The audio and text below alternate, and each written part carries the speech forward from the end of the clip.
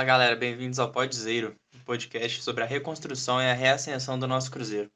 No episódio mensal de hoje, a gente vai passar pelos jogos do Cruzeiro nesse mês aí de novembro, onde a gente fez 5 partidas, ganhando 2, empatando 2 e perdendo uma, que foi essa última partida, onde a gente perdeu em casa para o Confiança. Além disso, a gente vai passar brevemente pelo Cruzeiro na tabela, falar a nossa média de notas do mês, os gols mais bonitos e passar brevemente sobre o futebol, as últimas notícias do futebol feminino e do sub-20 do Cruzeiro também. Meu nome é Wagner Lamonier e quem está aqui comigo é o Pedro Martins. E aí, Pedro, beleza? Já começa falando o que você achou de um modo geral desse mês, né? Onde a gente pode ver que os resultados deram uma melhorada, mas que o desempenho do time em campo ainda continua longe do que a gente esperava, né? E aí, cara, tranquilo? É exatamente isso, né? Realmente foi um mês de resultados melhores, o que já era uma coisa esperada, né? Porque já era o que o Filipão demonstrava, né? O caminho que o Cruzeiro ia seguir, mas o desempenho realmente não tem agradado muito, né? Mesmo nos jogos que a gente consegue uma vitória, ou mesmo nos empates, né? Que foram dois esse mês, né? Dois empates. O Cruzeiro não conseguiu apresentar um futebol de, assim, encher os olhos, né?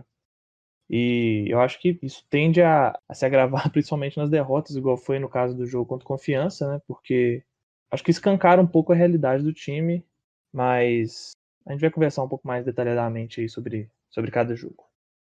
É, isso mesmo. Esses 5 jogos, né, desse mês, agora que terminou, deixaram a gente em 16º, né, na tabela, com 28 pontos. Sendo assim, a gente é o primeiro time fora da zona de rebaixamento.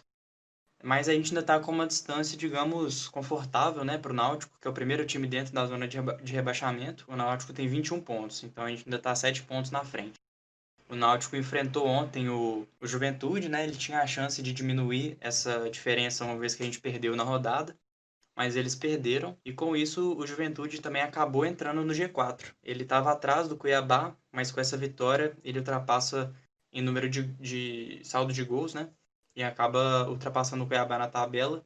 E só para fazer uma constatação, né, eles têm 40 pontos. Então o primeiro time dentro do G4 tem 40 pontos e a gente tem 28. Então a gente está a 12 do G4 e a 7 do Z4, deixando claro aí, mais claro ainda, que nesse momento o nosso pensamento realmente tem que ser em primeiro se afastar dessa zona de rebaixamento o máximo possível, né?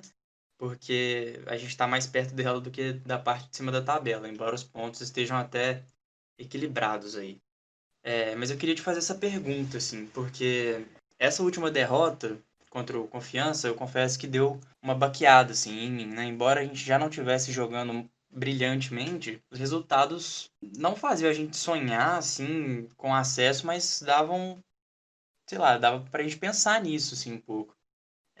Mas eu confesso que agora, na nossa perspectiva, ainda fica um pouco difícil, assim, sobre a gente conseguir uma arrancada ou alguma coisa assim. Mas eu queria ver o que você acha, assim, onde a gente pode chegar, né? Porque eu sei que muitos torcedores ainda sonham. Então, aquele lado esperançoso dentro da gente ainda acredita, mas sendo realista, a gente sabe que é muito difícil. O que você acha que a gente pode conseguir, assim? Se você acha que a gente consegue mais vitórias e tal, ou se realmente nossa campanha vai ser essa mesmo? Eu acho realmente que é muito complicado você traçar mais ou menos o que vai ser a realidade do Cruzeiro, né? A gente tenta fazer isso aqui todo mês, inclusive, mas é um time que não dá para você confiar, né? Uhum. Porque quando consegue uma partida boa e consegue uma vitória que parece que vai mudar finalmente o rumo das coisas, né, igual já aconteceu nesse Brasileirão pelo menos umas 3 vezes, não se confirma, né, nas rodadas seguintes, porque realmente são coisas, assim, bem ocasionais e a gente não consegue saber o que é o Cruzeiro, né. Independente dos técnicos que passaram, eu acho que com o Filipão até a gente ter uma noção melhor do que ele quer. E o time tem, assim, ele conseguiu dar uma consistência um pouco maior para o time, mas você vê que na parte criativa não mudou tanto, sabe. Eu acho que a parte criativa do Cruzeiro, ela continua igual o campeonato praticamente todo. A gente tem dificuldade de conseguir fazer transição, fazer saída de bola do Cruzeiro é muito ruim, e agora parece que, assim, com o Filipão ele nem tenta mais, né. Eu acho que antes existia uma tentativa e a gente falhava, né. E o Filipão, eu acho que ele, na verdade, não é o que ele quer, né? A ideia dele é realmente uma ligação, fazer ligação direta constante. E, cara, sinceramente, isso aí não é uma coisa que no futebol atual dá muito certo, né? Sim, Uhum. e não tem dado certo. Então, a gente não consegue ter uma confiança do que o Cruzeiro vai entregar pra gente, não só de desempenho, mas também de resultado. Então é muito difícil você falar que o Cruzeiro vai realmente conseguir ainda lutar por uma vaga no G4, né? Porque eu, sinceramente, sendo assim, o máximo realista possível, eu duvido muito, porque realmente esse tanto de derrota do Cruzeiro no Mineirão, tantas vezes que a gente perdeu ponto contra adversários na parte inferior da tabela, não consigo pensar que vai existir uma consistência para conseguir 5 vitórias seguidas, por exemplo, né, que seria um número interessante assim para conseguir brigar mais na parte de cima. Eu boto fé. Eu acho que um exemplo bom disso que você falou de a gente não conseguir confiar direito é porque na rodada passada a gente ganha da Chapecoense fora, que era o líder do campeonato, melhor defesa, com números bem impressionantes. E na rodada seguinte, em casa, um time do Confiança que estava só 3 pontos na frente do Cruzeiro, né? E estava já na parte de cima da tabela, pelo menos na metade de cima. E aí a gente consegue perder esse jogo, assim. É um time realmente irregular, né? Embora tenha sido a primeira derrota do time pelo comando do Filipão, não dá para dizer que o empate em casa por 3-3 foi um bom resultado, embora pelas circunstâncias, né? Como a gente teve um jogador expulso, que foi o Potker no caso. Mas o time não ganha, né? Ganha pouco. Agora ganhou mais algumas partidas com o Filipão, estamos somando mais pontos, mas realmente é difícil ter uma perspectiva de um número alto de vitórias, né? Que é o que a gente precisaria para conseguir brigar. Isso eu concordo com você que é difícil da gente dizer. Mas assim, tendo em vista nos jogos que a gente teve esse mês, e que o nosso próximo adversário vai ser o América, o que você acha que a gente tem que mudar no time? Ou então que deve ir com o mesmo time do jeito que foi, com base nas suas análises dos nossos jogos desse mês? Eu acho que sim, a gente deu uma consistência maior com o Filipão, né? Mas realmente é complicado falar que o time tá o ideal, né? Tá jogando bem e ter uma confiança de que vai ser o suficiente. É muito complicado falar o que tem que ser mudado, porque acho que além de algumas peças, né, que realmente têm que ser trocadas, porque é complicado dar continuidade a alguns jogadores que não estão demonstrando nada, né? E a gente não dá para confiar neles. Eu acho que também passa por uma mentalidade, sabe, do próprio treinador e o que ele quer. E os próprios jogadores também, que às vezes parecem meio nervosos durante o jogo, quando cometem alguns erros. Então, assim, talvez mudar alguma coisa em relação à escalação poderia ser interessante? Eu acho que sim. Mas acho que não é só isso, não. Acho que passa muito pelo próprio trabalho do Filipão e, e também questão de entendimento de onde cada jogador funciona melhor, porque eu acho que ainda tem cara ali que não tá na posição certa, não tá com às vezes tá na posição certa, mas não tá exercendo a função com que o desempenho dele vai realmente render mais, né? O futebol dele funciona melhor trabalhando de uma determinada forma. E pensando nisso, sim, tem algum destaque que você queira fazer, tipo, porque quando a gente olha os resultados de novembro, né, a gente ganhou de 1-0 do Botafogo, a gente empatou de 3-3 com o Guarani, todas as nossas vitórias foram por um gol de diferença, né, ou então a gente empatou, ou então a gente perdeu, não teve nenhuma atuação, pelo menos para mim, que realmente se destacou. Teve alguma coisa para você que seja um desempenho individual ou mesmo coletivo, assim, que te impressionou de alguma maneira? Eu vi na nossa vitória contra a Chape, que era um adversário muito difícil, muitos torcedores assim, na internet comemorando e, assim, óbvio que tem que comemorar, mas comentando sobre a partida como se ela tivesse sido uma partida excepcional, assim, do time, que a gente tivesse jogado muito bem contra esse adversário difícil.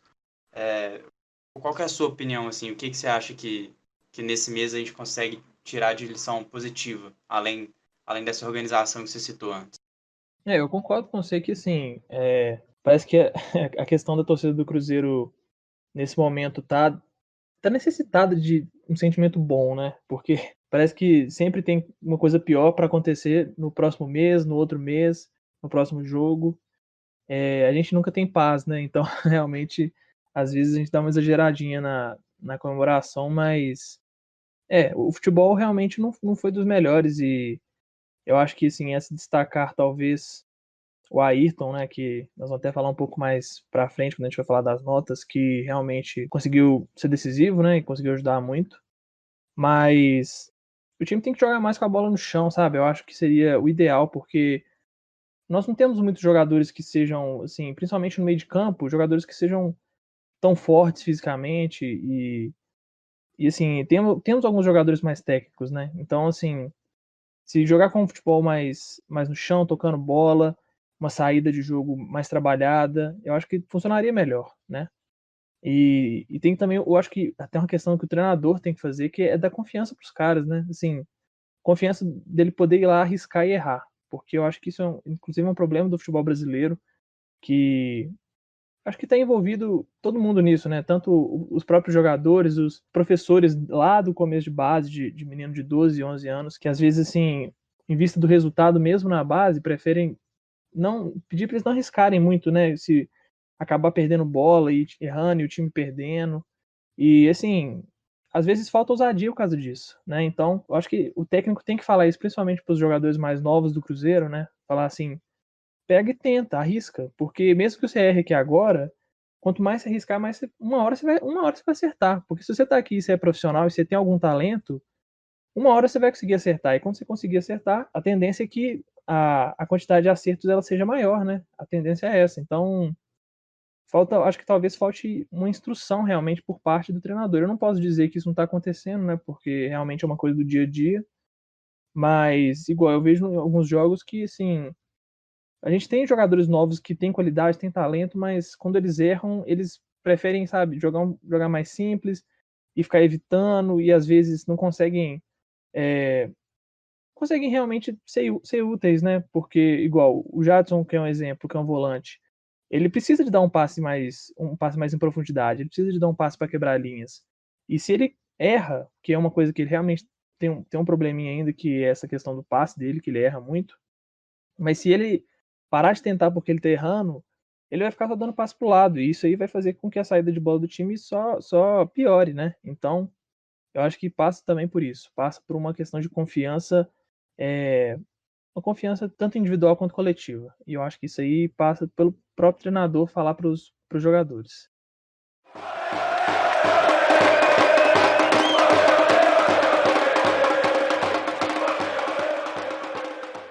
E sobre as notas, né, desse mês, nesses 5 jogos, só passando rapidamente para relembrar quais foram os jogos. O primeiro jogo do mês foi o primeiro jogo do retorno, né? Onde a gente ganha fora de casa contra o Botafogo. Depois a gente empata em casa contra o Guarani por 3-3. Empata em casa de novo contra o Figueirense por 1-1. Ganha fora da Chape e termina o mês perdendo em casa para o Confiança, né? Nesses 5 jogos a gente avaliou todos os jogadores, né, dando notas, como a gente tem feito desde o começo da Série B. E a gente costuma fazer esse nosso ranking, né, do top 5, as 5 melhores notas do mês, na verdade, as 5 melhores médias de notas do mês. Lembrando que a gente usa o critério de que o jogador, para figurar no top 5, tem que ter participado de pelo menos a metade das partidas do time no mês, para ficar justo. Você quer falar para a gente como que ficou o seu top 5 e falar brevemente das colocações, quem te surpreendeu, quem que tá aparecendo em mais top 5, quem que, enfim, você achou que poderia estar e não esteve? Falando um pouco do meu top 5, eu acho que, na verdade, não, assim, tem muitas surpresas, né? Porque acabou sendo um pouco de manutenção do mês passado. O meu primeiro colocado foi o Ayrton, e ele jogou 5 jogos, né? E conseguiu uma nota média de 6,3. Isso também já mostrou um pouco a relação de como o desempenho individual também caiu, né? Porque, só pra você ter uma ideia, o meu primeiro colocado desse mês teve uma média menor do que o quinto do mês passado, que também foi o Ayrton. O quinto colocado do mês passado, Ayrton, teve 6,83 e o primeiro desse mês, Ayrton, 6,3.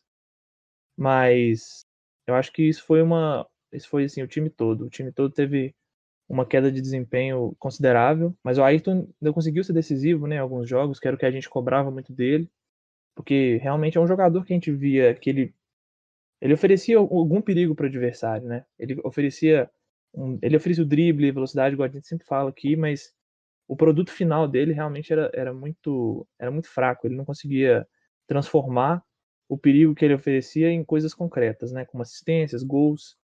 E agora tá funcionando, né? Agora tem funcionado, ele tem sido um jogador mais decisivo, fez vários gols, fez assistência também, né? Inclusive, Uhum. agora ele é o nosso artilheiro, né? No Brasileirão. Conseguiu isso, assim, em 3 jogos. Conseguiu virar nosso artilheiro. Também Conseguiu já... passar o Manuel, né?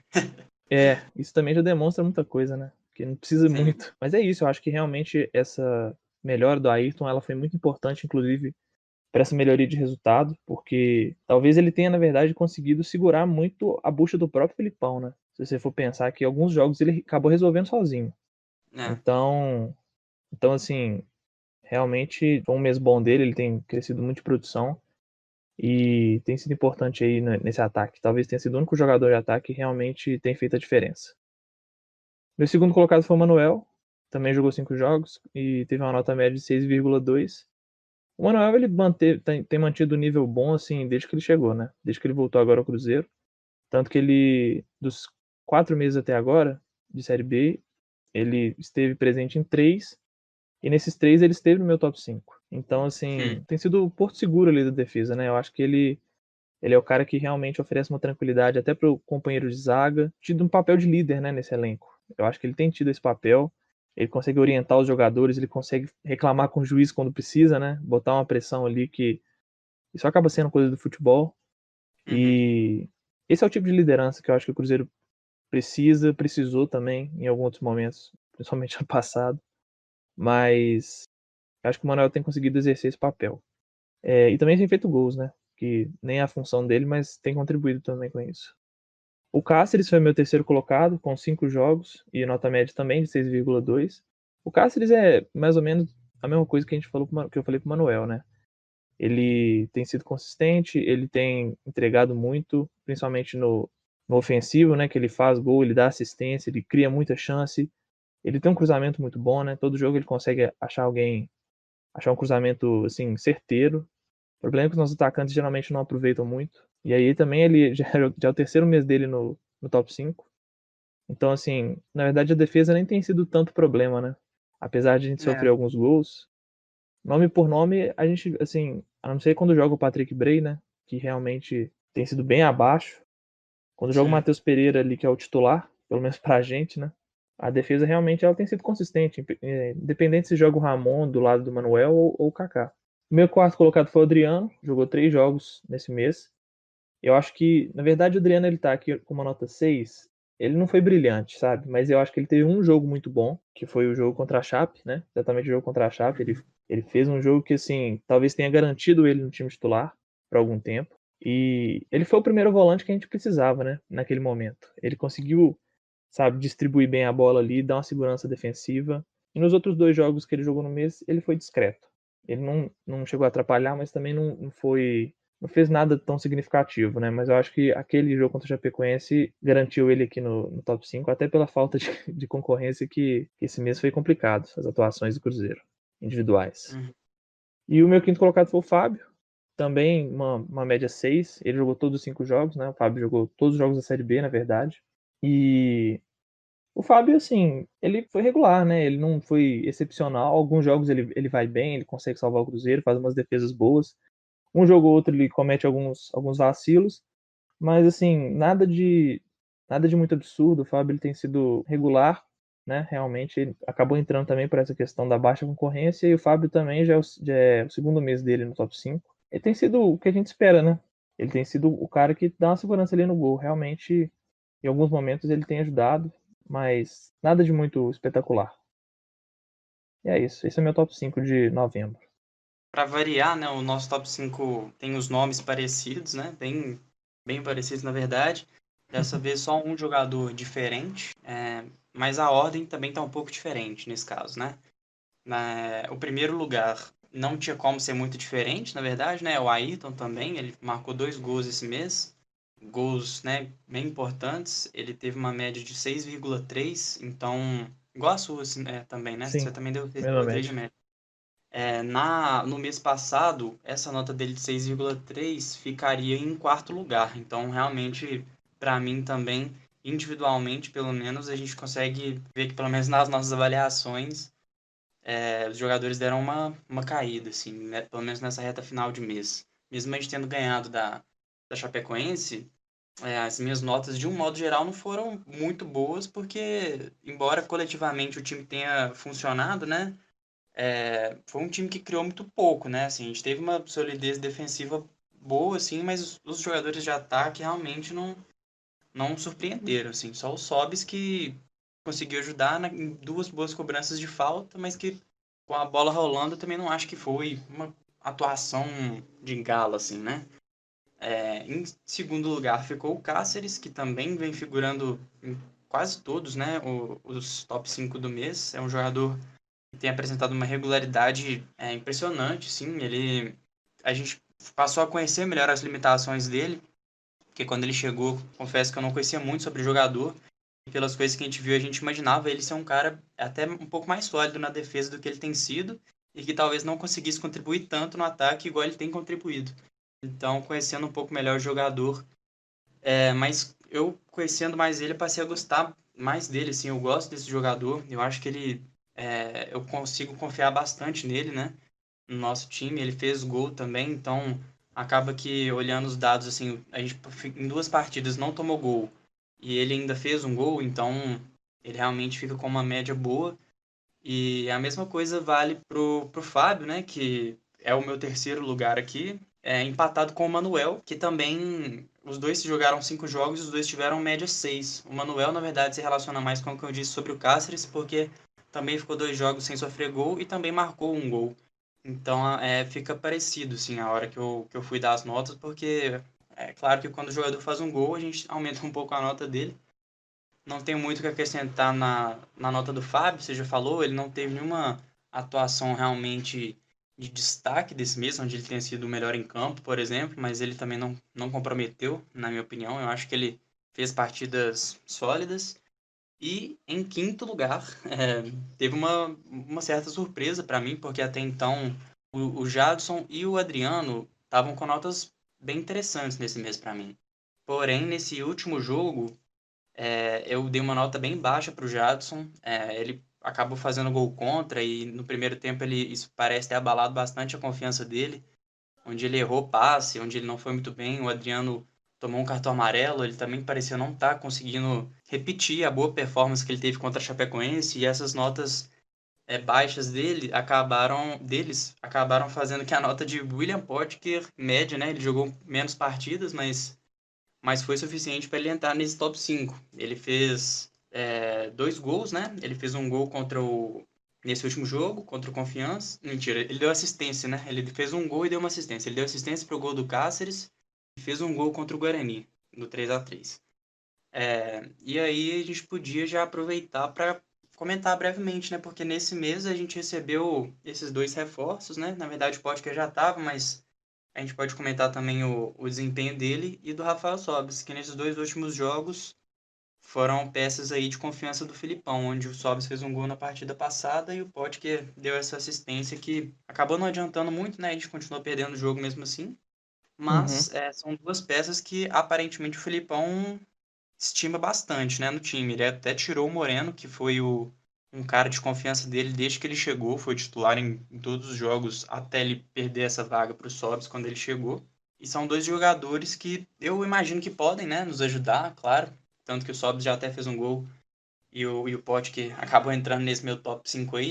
É, mas só para finalizar essa parte de comentários sobre os jogadores, a gente tem a eleição de gol bonito do mês. E os que eu separei para esse mês foram 3, né? Novamente, a gente sempre separa 3, mas eu acho que tá entre 2. Eu acho que 2 realmente foram bonitos e o terceiro nem tanto, assim, mas que tinha que completar essa lista. Esse terceiro foi o gol do Cáceres nesse último jogo, onde o William Potker acerta um bom passe, o Cáceres aparece como elemento surpresa dentro da área e faz o gol de cabeça para dar uma esperança ali dentro do jogo, embora a gente não tenha conseguido fazer mais depois. E aí tiveram os 2 belos gols, né? Um deles foi o gol de falta do Sobis, que foi o gol que ele fez na volta dele ao Cruzeiro, o único gol que ele fez. Já tinha acertado uma boa cobrança no travessão antes, e depois surpreendeu o goleiro batendo, né, no canto do goleiro, mas uma batida firme, bem no canto. E foi um gol bonito, foi um gol importante, né? Além de tudo, porque foi uma vitória por 1-0 contra um adversário muito complicado de se jogar contra, então foi ótimo esse gol. E teve o gol do Ayrton contra o Figueirense, onde ele recebe a bola ali pela ponta esquerda, vai caminhando para o meio, a gente não sabe se ele ia cruzar ou chutar, e ele acerta um chute até com uma categoria muito grande, porque ele estava longe do gol, e não foi um chute muito forte, né? Não foi uma porrada, ele colocou a bola, ele deu um chute realmente bem bonito, e a bola entrou praticamente no ângulo ali, e o goleiro não conseguiu fazer a defesa. Foram esses 3 gols. Qual é o seu voto? Qual para você é o gol mais emblemático aí desse mês? Eu acho que, assim, talvez o gol mais importante realmente tenha sido do Sobis, né? Ainda mais que já foi mais pro final do jogo, então deu aquela deu aquela esperança também, né, que a vitória contra a Chape deu. Depois disso a gente criou a gente sempre gosta de se enganar, né? E isso aí fez a gente se enganar de novo, falando, nossa, agora vai dar, o Cruzeiro vai renascer depois desse jogo. E a gente tá esperando isso tem muito tempo. Mas eu acho que o gol plasticamente mais bonito foi o do Ayrton, porque, é igual eu falei, ele foi levando, né? Tava na ponta esquerda, que nem é, eu acho, o lado que ele prefere, eu acho que jogar do lado direito. E aí ele foi trazendo pra dentro, acho que até deu uma pedaladinha, né? E estou colocadinho no canto. Então, assim, foi um chute muito bom, que a gente não costuma ver também, né? De jogador aqui no Brasil conseguir chutes, principalmente colocados de fora da área, tão bons assim. E então eu acho que o meu voto vai para Ayrton esse mês. Pelo menos esse mês nós tivemos gols um pouco mais bonitos, né? Que deu para ter alguma Uhum. discussão aqui, porque realmente não estava sendo uma constante, vamos dizer assim, né? Sim, é verdade. Eu tenho exatamente a mesma opinião que você, assim, né? Eu acho que o gol do Sobis talvez seja mais importante e talvez já ter comemorado mais, assim, porque foi um gol no momento crucial da partida, onde as coisas estavam bem em aberto ainda. Mas plasticamente eu acho que o gol do Ayrton foi mais difícil, né? E foi mais bonito, assim, foi mais plástico, assim. O Sobis foi bonito também, mas eu ainda acho que o do Ayrton foi mais bonito, então parabéns aí, Ayrton. Muito obrigado. Cabe até o chute do Ayrton colocado! Que golaço!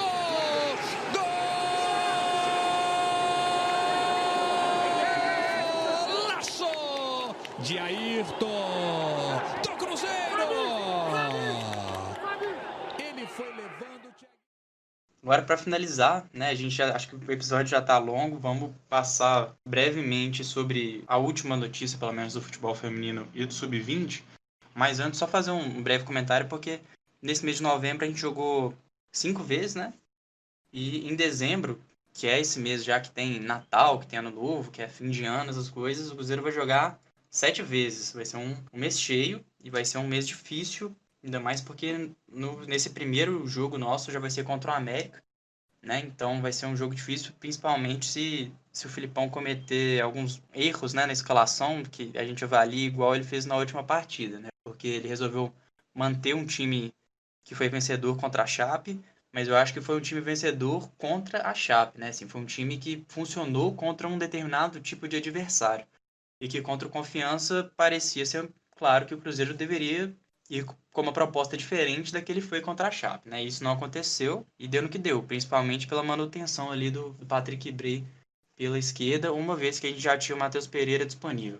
Mas, feito esse adendo, vamos passar brevemente. Se você quiser, você pode falar do Sub-20 do Cruzeiro, que eu acho que você tem um pouco mais de propriedade para isso, que você acompanha um pouquinho mais.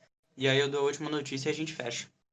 Esse mês foi um mês difícil, né, para o sub-20, porque aconteceu primeiro aquela questão da dispensa dos jogadores, né, com aquela confusão toda que ainda não tá tão claro assim que realmente aconteceu, né? Mas parece que levaram mulheres pro hotel depois do jogo e eles eram reincidentes nisso, né, de acordo com o presidente. E acabaram que vários jogadores foram dispensados, né, e afastados, um tanto de coisa aí que não deu para entender muito bem, mas assim, é complicado, né? Não é uma, eu não concordei tanto com isso, para ser sincero, porque são pessoas assim que estão na formação delas, né? Elas erram, isso foi um erro com certeza. Eu não sei até que ponto eles realmente são reincidentes, porque eu já ouvi versões dessa história, né? Algumas pessoas falam que isso nunca tinha acontecido, outras falam que aconteceu, né? O presidente falou que isso já aconteceu. E é complicado, porque igual você perde um jogador igual o Pedro Bicalho, que era um cara, sabe, de muito potencial, um cara que que assim, já até fechou agora com o Palmeiras, até foi inscrito no Brasileirão da Série A. Então, é difícil. É difícil a gente até ter um pouco de argumento em relação a isso sem ter os fatos, né? E a gente não consegue ter. Eu não consigo, pra ser sincero, nem confiar muito no que o próprio presidente do Cruzeiro disse em relação a isso, pra ser sincero. Mas, falando um pouco agora do campo, depois disso, o Cruzeiro tem um desempenho bem ruim, né? E assim, o Cruzeiro teve 7 derrotas e um empate nos últimos 8 jogos pelo Brasileirão Sub-20. Agora já estamos em 16º lugar. Só para você ter uma ideia, a gente, algum tempo atrás, já estava na parte de cima da tabela e agora já tem 16º. Né? O trabalho foi completamente desmanchado.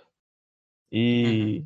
E assim, eu até cheguei a comentar aqui no episódio passado que resultado de base para mim não importa muito, né? Eu acho que realmente o que importa é você revelar o jogador, é você formar o jogador para ele chegar pronto no profissional e contribuir com o time, né? Contribuir com o clube tanto dentro de campo quanto na questão de você vender, né? Principalmente porque o Cruzeiro precisa disso.